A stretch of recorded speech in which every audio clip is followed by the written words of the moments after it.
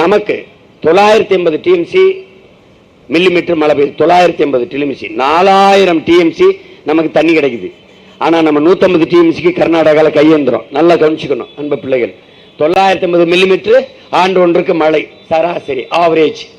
4500 TMC நமக்கு தண்ணி கிடைக்குது. அதுல நம்ம 1500 டிஎம்சி தான் பயன்படுத்துறோம். மீதி எல்லாம் கடல்ல விட்டுறோம். கடல்ல விட்டுட்டு அப்புறம் என்ன அதிபுத்திசாலி சயின்டிஸ்டுகள் என்ன செய்யறாங்கன்னா 50,000 கோடிக்கு ஆர்வ முறை ரிவர்ஸ் ஓஸ்மாசிஸ் அப்படின்னு ஒரு முறை இருக்கு. அது அமெரிக்காவுடைய தொழில்நுட்பம். நீ இந்த பாரு அக்கஃபனா கிண்ல இந்த மினரல் இருக்குல்ல அதை வாங்கி இப்படி குடிக்கிறீல ஒவ்வொரு மடக்குக்கும் அமெரிக்காக்காரனுக்கு காசு கட்டுறேன். நல்லா தெரிஞ்சுக்கணும் என் தம்பி தங்கைகளை, வேற எவனும் சொல்லித்தர மாட்டான். அண்ணனை தவிர உனக்கு யாரும் சொல்லி தர மாட்டான். ஏன்? நான் ஓட்டுக்காக வந்தவன் இல்லை, இந்த நாட்டுக்காக வந்தவங்கிறதுனாலதான் நான் இதை உனக்கு பாடம் நடத்திக்கிட்டு இருக்கேன். அப்ப இந்த ரிவர்ஸ் ஓஸ்மாசிஸ் வீட்டில் கூட நீ வீட்டில் விட ரிவர்ஸ் ஒரு ஆர்வ முறையில் நீயே சுத்திகரிச்சு குடிச்சுக்கலாம் அப்படின்னு ஒன்று வச்சிருக்கான்.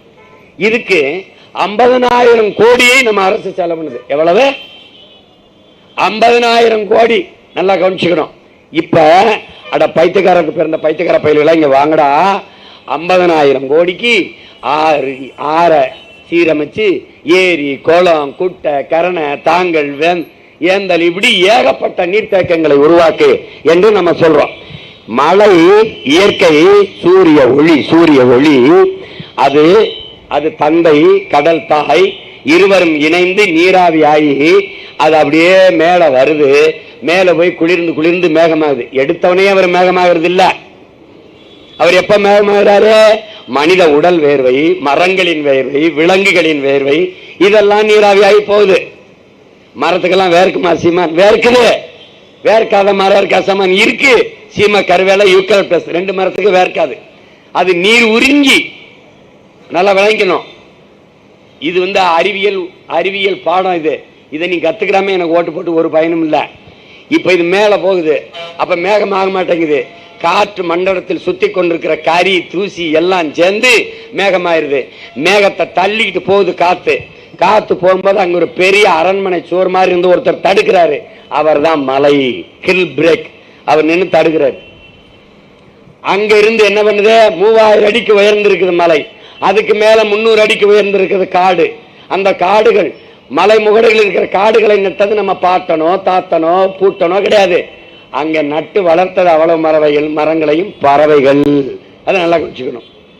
ஏன் காக்க சத்தா கொக்கு சத்தா குருவி சத்தா இந்த மாடு சத்தா மனுஷன் தின்னாண்டாலும் அந்த கதையை ஏன் நம்ம பேசுறோம்னா இந்த விதைகளை அங்க கொண்டு போய் தூவியது அவ்வளவும் பறவைகள். அந்த மரங்களின் பயன் என்னன்னு கேட்டீங்கன்னா மேகம் எங்க குளிர்ச்சியா இருக்கோ அங்க மழையை கொட்டிடும். தெரிஞ்சுக்கிட்டியா? அப்ப எங்க குளிர்ச்சியிலேயோ திருப்பி வந்து கடல்ல கொட்டிடும்.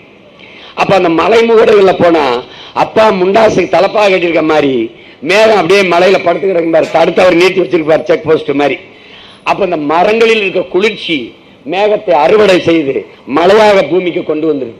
அங்க இருந்து மொத்தம் தண்ணீரை ஒரே நாள உருள விடாம கொஞ்சம் கொஞ்சமா பிடிச்சு இந்த சோலை புற்கள் கிராஸ் லேண்ட் சமவெளியில் இருக்க புற்கள் அவன் மரம் இலைகள்லாம் அவங்களுக்கு உணவு தேவைக்கு வச்சுக்கிட்டு கொஞ்சம் கொஞ்சமா உருட்டி விடுறாங்க. அப்படி பல கோடிக்கணக்கான நீர்த்துளிகள் உருண்டு ஓடி வருவதுதான் பேரறிவியா பெருக்கெடுத்து கொட்டுது. அதுதான் ஆறாக ஒரு மாதிரி ஓடுது. நல்லா கவனிச்சுக்கணும். இயற்கை சுத்திகரிச்சு தூய குடிநீரை வீட்டு வாசல்ல கொட்டுது. குடிச்சுக்கன்னு இந்த பைத்தியக்கார பயலுக்கு அடுத்த நொடியில் கடல்ல விட்டு 50,000 கோடிக்கு அதை சுத்திகரிக்கிறான். செய்திகளை உடனுக்குடனும் துல்லியமாகவும் தெரிந்து கொள்ள சப்ஸ்கிரைப் பண்ணுங்க.